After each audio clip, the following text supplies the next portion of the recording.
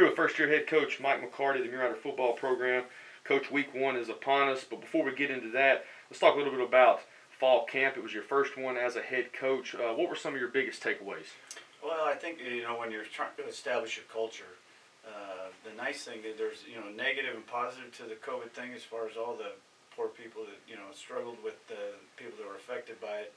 And it affected our kids psychologically, and, so we were concerned about that. But the positive to all that is it gave me a chance to really establish our culture, put on our offense and our defense and our special teams units, and give them a real long period of time to be able to learn what to do. So it feels like, I know it's the first game that I've been here, but it seems like I've been doing this for a while now.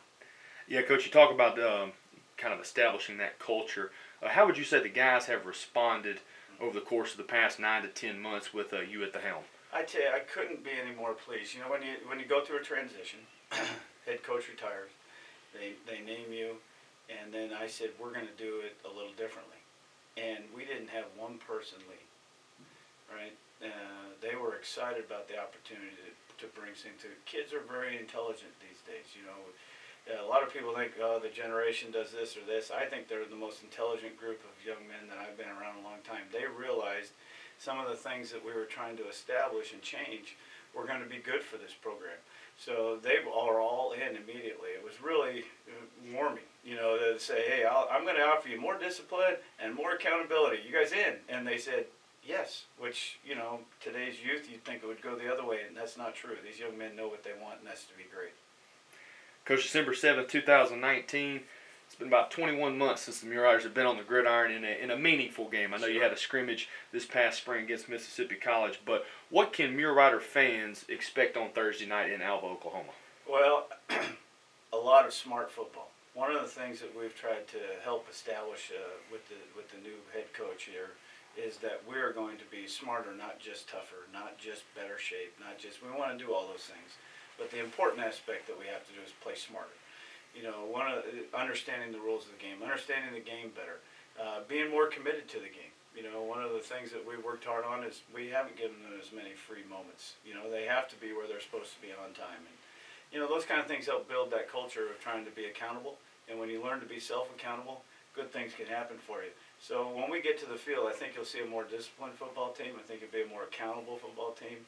I think you'll see a more driven or focused football team. There was a lot of distractions at times in the past, or someone was upset about something. And we've worked hard to try to minimize how to handle those things. We've done a lot of leadership training in the off season.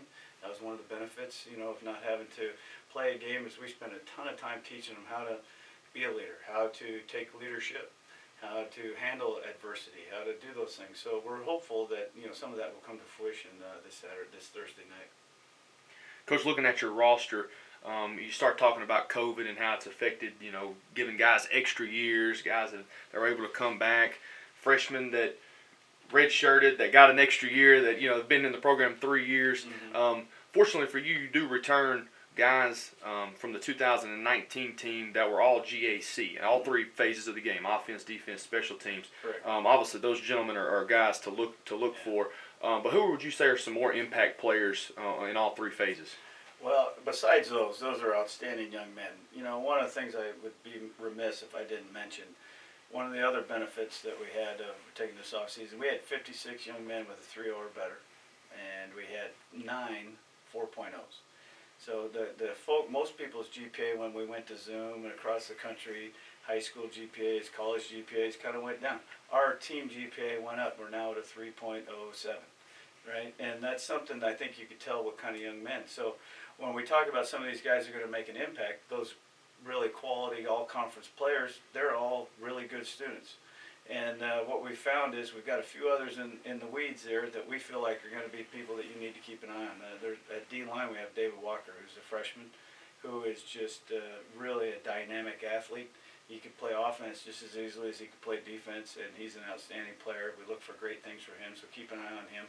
And then our tailback, Jariq Scales, who if you didn't come in the spring and watch us play or do anything at practice this fall, he is a dynamic athlete who is hard to tackle in a small space. So we feel like those two offensive defense are going to do a great job.